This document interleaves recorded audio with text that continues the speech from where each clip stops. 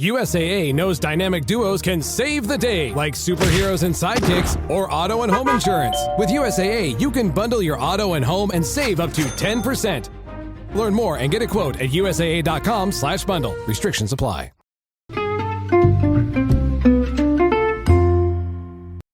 Hi, everybody, and welcome to the Dr. Psych Mom Show. Today, I'm going to talk about when your partner's friends and family don't like you, and how people think about this in a way that really skates over the surface of what the actual issue is.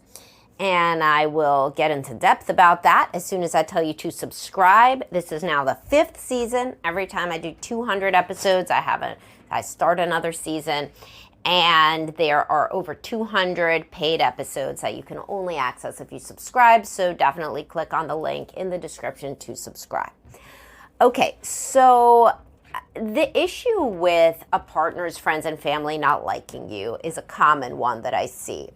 And it's usually the preoccupied attachment or fearful avoidant partner who feels that the other person's friends and family don't like them. So who does that leave? The avoidant partner. The avoidant partner's family is the one, or friends are the one, that tend not to like the preoccupied or fearful avoidant partner. Why? Well, it's kind of interesting. So there's a few different ones. And the one that you really don't want to think about is that that person, the avoidant partner, is actively talking shit about you, the partner. This is not uncommon, but it's the one that is most often denied and lied about, because of course your avoidant partner doesn't want to make conflict with you, but they are saying things directly and indirectly, implying or directly stating that you are crazy and that you are difficult. When they get text messages, they roll their eyes. When you call, they sigh. They say things like you won't let them do certain things. They are really kind of stacking the odds against you. And why do they do this? Well, as I've talked numerous times, and you can Google all my podcasts about avoidant partners, I have one about avoidant husbands. This is the most common situation, by the way, that the avoidant husband's friends or family don't like the preoccupied wife, right? But it is the other way to, is it really? I mean, I don't know. I guess it has to be. But I've not seen it as often that the woman, that the avoidant woman's friends don't like the preoccupied guy. But yeah, that is the case, that they could call him clingy or controlling, right? So I see the other way much more often, because friends and family are much more protective, in a sense, of a man getting pulled into a relationship against his will, versus the idea of a woman in a relationship. Kind of, it's how society thinks, is that even an avoidant woman, she's going to want to get married and have kids more frequently than an avoidant man. So there's this whole layer to it that the avoidant man's friends and family feel like this poor guy is getting pulled into a relationship against his will. And he colludes in this and pretty much sometimes says it. He sometimes outright says, well, she wants to get married, so we're going to get married. And he sets himself up as this object of pity, and sympathy, because it's very hard for an avoidant person to feel close to people using their own kind of direct expression of feelings. Instead, they do all this indirect stuff that sets them up in a way that they get treated well without having to actually talk deeply. Because if they were speaking deeply and honestly, they would say, yes, I myself do want to marry this person on some level. On another level, I doubt that I could ever be close to anybody. I do, of course, tell her that we will get married and kick the can down the road, so that's why she thinks we will. But I tell you guys that I don't know. Well, I mean, that shit, you don't empathize with that guy anymore, right? That guy sounds pretty bad. But that's like the reality of what's going on. The preoccupied attachment woman is not riding on nothing. Usually the guy has been saying, yes, I do love you, I do want to be with you, but then acts to the friends and family like they don't. And may outright say that they're only going along with having a baby or getting married or whatever the case, or getting a house together or whatever it is, because of her. And then the friends and family, they paint this guy as the victim of this woman, who is more emotional, quote, crazy, etc. So I see that a lot. Another reason that the friends and family may dislike you is you're literally not compatible. So like this guy likes to go out and play sports and you like to stay in and watch TV. He's religious, you're not religious. He doesn't want kids, you do want kids. Like there's like literal big things going on. He's an extrovert, you're an introvert. But if you are a preoccupied attachment person and a low self-esteem person, and you were not raised to really respect and honor yourself and to think that you're very good or to think you're worthwhile, then you don't see that. You take that as an attack. You take that as a personal attack that they don't think, that they don't love you enough. But, you know, because you always felt like you weren't loved enough as a kid, so this is just kind of repeating that pattern where you feel that somebody doesn't love you enough. And it's not that they don't love you enough. They literally have experience with this person and do not think you're a good fit.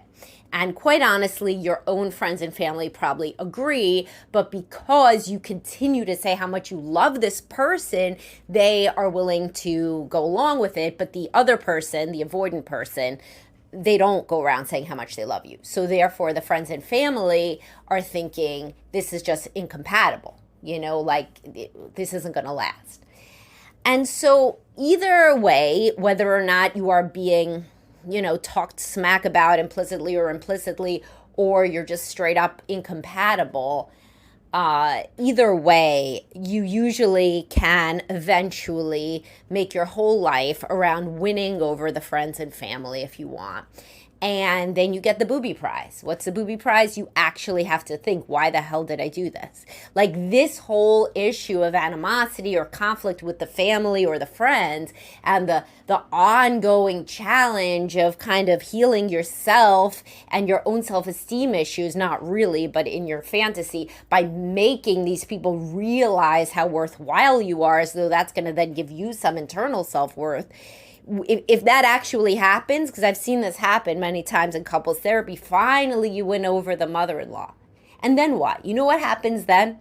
It's not happily ever after. You think, why the hell did I just spend 5 years of my life worrying about this woman? Why didn't my husband try to make this better for me? Why did she hate me so much anyway? You know, and that's when the whole, like you see behind the Wizard of Oz, like I always say, and you see, oh my God, my problem has always been with my partner. So either I was truly incompatible with this person, but I just wouldn't let myself see it because I'm so scared I would never find anybody else, that even though we were incompatible, I had to hold on to it. And or this person was actively undermining me with friends and family, or at least passively allowing me to be undermined by friends and family. And that's why I had these problems in the first place.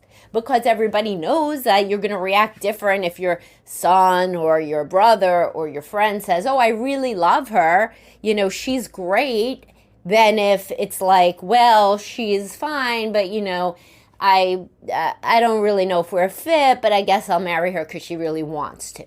That's totally different. The way that you would respond to that person is so different.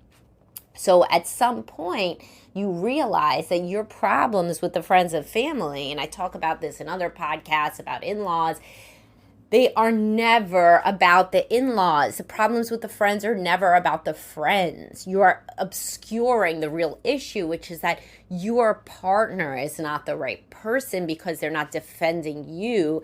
They are not setting you up to succeed with friends and family. Instead, they are setting you up to fail by allowing people to think the worst of you. Now, sometimes when we talk about this sort of thing, these ongoing issues or past issues or current issues with friends and family, the avoidant partner will say, but you did act crazy. So at my mother's birthday, you did make it all about you, or you did cry when I went away on a work trip, and my coworkers did see. I didn't even show them. They just saw that, you know, you sent me a text message that said how upset you were. Magically, somehow, they always just see a person that'll never show you their phone. Somehow, everybody else just sees your text or just overhears, you know. But either way, point is that what you start to think is, oh, well, maybe it is me.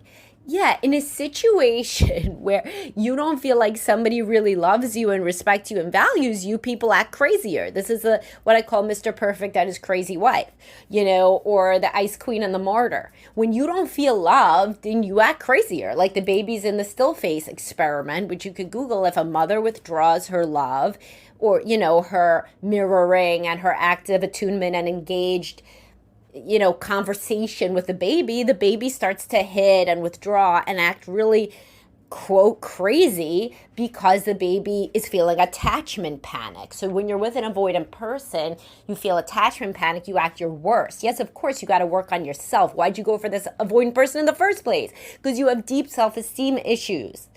And you feel like if you're with this person, somehow it'll fix you. Because you can convince this person to love you in a way you could never convince your parents or your siblings or whoever the original person was that you felt such insecurity around, usually your parents, and or siblings. But point is, yes, of course, you have all your own work to do internally. But any sort of preoccupied attachment behavior is exacerbated in a situation where you feel that the person isn't really that into you or is being or is withdrawing from you, or is prioritizing other things.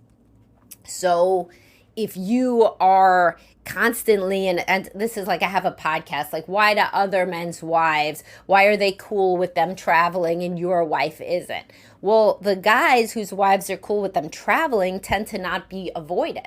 They're texting her, they're saying they miss her, they're saying they can't wait to come home, they wish they didn't have to go on the trip.